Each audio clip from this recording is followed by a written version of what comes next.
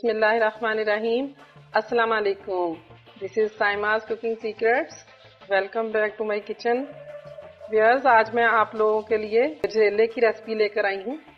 गजरेला तो सबने ही खाया होगा, लेकिन आज मेरे तरीके से बनाते हैं कि मैं किस तरह इसको बनाऊंगी। इसके लिए मैं आपको इंग्रेडिएंट्स दिखा देती हूँ। गाजर मैंने आधा किलो लेके इसको क्रश कर लिया। इस तरह कद्दूकश के साथ मैंने इसको क्रश करके रख लिया हुआ है। चावल मैंने रात को ही भिगो दिए थे। 1 कप के बराबर चावल है और 3 से 4 घंटे इसको मैंने भिगो के रखा था। चीनी भी इसमें जिस कप से आपने चावल नापने हैं उसी कप से आपने चीनी भी नाप लेनी है। चीनी मैंने 1.25 कप ली है, यानी 1 कप प्लस 1/4 कप।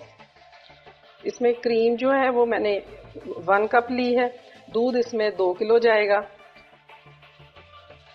और ड्राई फ्रूट्स में मैंने काजू लिए हैं, 3 से 4 टेबलस्पून है। 2 टेबलस्पून इसमें पिस्ता है और 4 टेबलस्पून इसमें मैंने बादाम लिए हैं। चलिए अब इसकी जल्दी से कुकिंग स्टार्ट करते हैं। व्यूअर्स, पतीली में मैं पहले आधा गिलास पानी डाल दूंगी। पतीली फ्लेम मैंने ऑन कर लिया था। अब इसमें चावल जो रात से भिगो कर रखे हुए वो डाल देते हैं।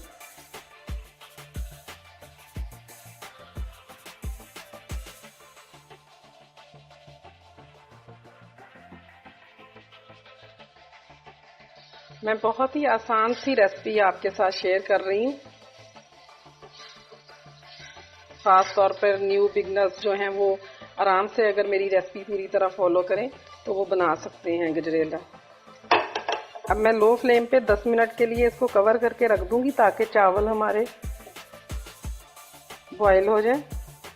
पानी मैंने आधा गिलास डाल दिया है। बाकी हल्की आग पे गाजरें अपना पानी भी छोड़ेंगी, उसी में चावल भी कुक हो जाएंगे।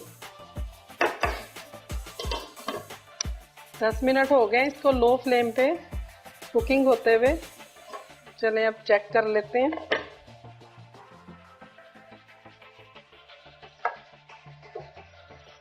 पानी खुश्क हो गया है बिल्कुल। पानी इसका खुश्क हो गया। चावल चेक कर लें, ये अच्छी तरह, ये देखें ये बिल्कुल गल गया चावल। इस तरह हो तो फिर दूध शामिल कर दें। अब इसमें 2 किलो जो दूध मैंने लिया था वो मैं इसमें शामिल कर दूंगी। आहिस्ता आहिस्ता इसमें दूध शामिल कर लें। इस तरह आहिस्ता आहिस्ता सारा दूध शामिल कर लें। अब फ्लेम आप तेज करके दूध को जोश आने तक इसमें चम्मच चलाना है। अब गजरेले की कुकिंग स्टार्ट हो गई है। अब मैं इसको आधे घंटे तक इसी तरह पकने दूंगी। वक्फे वक्फे से बीच में चम्मच चलाते रहना है। साथ ही इसमें ये मैं अब क्रीम भी शामिल कर देती हूँ।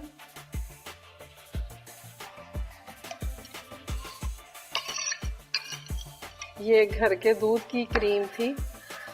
आप चाहें तो टेट्रा पैक की भी यूज कर सकते हैं, लेकिन मैंने ये दूध पे से जो उतार के जमा की होती है वही क्रीम इसमें शामिल कर दी। अब इसको मीडियम फ्लेम से थोड़ा कम फ्लेम करके आधे घंटे तक इसकी कुकिंग करेंगे। व्यूअर्स, आधा घंटा हो गया है। ये देखें अब ये काफी गाढ़ी हो गई है। अब मैं इसमें चीनी शामिल कर दूंगी।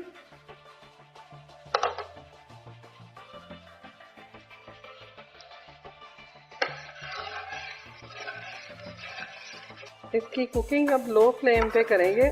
चीनी अच्छी तरह इसमें मिक्स हो जाए उस वक्त तक इसकी कुकिंग करनी है। साथ ही इसमें ये जो मैंने ड्राई फ्रूट्स लिए हुए, बादाम इसमें डाल दें, काजू डाल दें, थोड़ा सा पिस्ता इसमें डाल दें, थोड़ा गार्निशिंग के लिए रख लेते हैं। चीनी मिक्स करने के बाद आपने चम्मच साथ साथ चलाते रहना है, वरना ये नीचे लगने का डर होता है। इसी टाइम पे आप चेक कर लें, अगर चीनी किसी को कम लगती है तो वो और भी डाल सकते हैं। आप अपनी पसंद से जितनी चाहें ले सकते हैं। चीनी डालने के बाद 5-6 मिनट तक इसकी कुकिंग करनी चाहिए लो फ्लेम पे। चीनी डालने के बाद 5 मिनट हो गए, मैं इसकी कुकिंग कर रही हूँ। ये देखें, अब ये इसकी थिकनेस आप चेक कर लें। इतनी थिक हो जाए तो फ्लेम बंद कर दें। मैं इसमें थोड़ा सा एग बीटर चला दूंगी। उससे ये है कि इसके छोटे छोटे जर्रे हो जाएंगे गाजर के।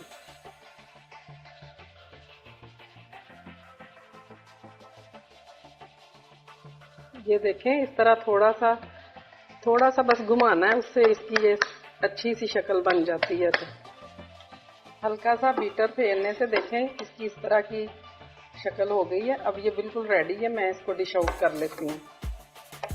अब इसकी पिस्ते के साथ गार्निशिंग कर लेते हैं।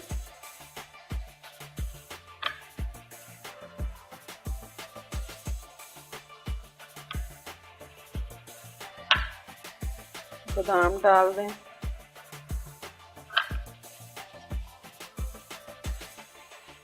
अच्छी तरह से सारे बादाम फैला दें। व्यूअर्स, ये आधे घंटे में बनके तैयार हो गई है। बहुत ही झटपट बनने वाली रेसिपी है। खाने में उतनी ही मज़े की है कि जैसे हल्की आग पे सारा दिन पकती रही है। उम्मीद है आपको मेरी ये रेसिपी पसंद आई होगी। अगर आपको मेरी ये रेसिपी पसंद आई है तो आपने मेरा चैनल ज़रूर सब्सक्राइब करना है और बेल आइकॉन भी क्लिक करना है और लाइक का बटन भी ज़रूर दबाया करें। इंशाल्लाह बहुत जल्द एक और नई रेसिपी लेकर दोबारा आऊँगी। तब तक के लिए अल्लाह हाफिज़।